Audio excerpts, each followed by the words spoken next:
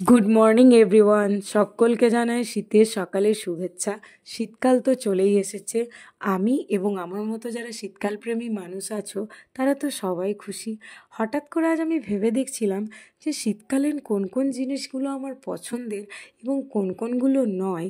সেটা দেখতে গিয়ে দেখলাম শীতকালীন কুয়াশাচ্ছন্ন সকাল সেটা আমার ভীষণ ভালো লাগার।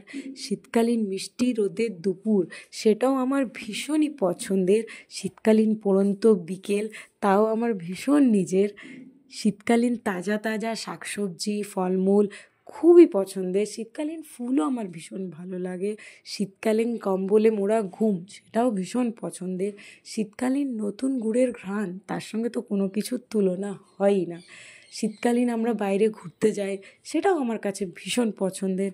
হঠাৎ করে আরেকটা জিনিস মনে পড়লো, যেটা হচ্ছে বনভোজন মানে পিকনিক। তো সেটাও আমার কাছে ভীষণ পছন্দের। আজ অনেক বছর হয়ে গেল আমাদের পিকনিক যাওয়া হয়নি। আমি তো যাইনি। ছোটোবেলায় প্রায় প্রত্যেক বছরই পিকনিক যেতাম। ওই দিনটা ভীষণ ভালো লাগতো, রবিবার দেখে মনে আছে। এবং সেটা স্পেশালি যেতাম 1 জানুয়ারি বা 31 এই সময়গুলোতে, বা আগে পিছনে হতো। তো ওই জিনিসটা সত্যি খুব মিস করি। আমি পিকনিক তো বাড়ির সাথে গিয়েইছি, কিন্তু সবথেকে ভালো লাগতো বন্ধুদের সাথে 1-2বার পিকনিক করেছি। যদিও খুব গুটি কয়েক বন্ধু কারুর বাড়ির পেছনে, বা কখনো পিকনিক স্পটে গিয়ে 2-3 জন বন্ধু মিলে। তো সেটাও কখনো রেডিমেড খাবার, তো কখনো আধ কাঁচা আধ পোড়া খাবার। তো সেটাও হঠাৎ করে খুব মিস করছিলাম, এবং এটা ভেবেও খারাপ লাগছিল যে আমার ছেলে এখনও অবধি একবারও পিকনিক যেয়ে উঠতে পারেনি। তো প্রত্যেক বছরই ভাবি যাব। ওই পিকনিক যাওয়া মানে গিয়ে নিয়ে নিজের হাতে রান্না করে খাওয়া, ওটার একটা আলাদা মজা।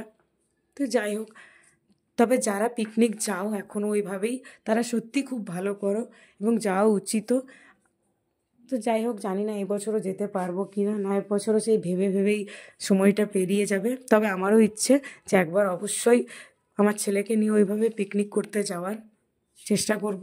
যদি কারোকে পাই যাওয়ার মতো কোনো কেউ থাকে, তো তাদের সঙ্গে অবশ্যই যাব।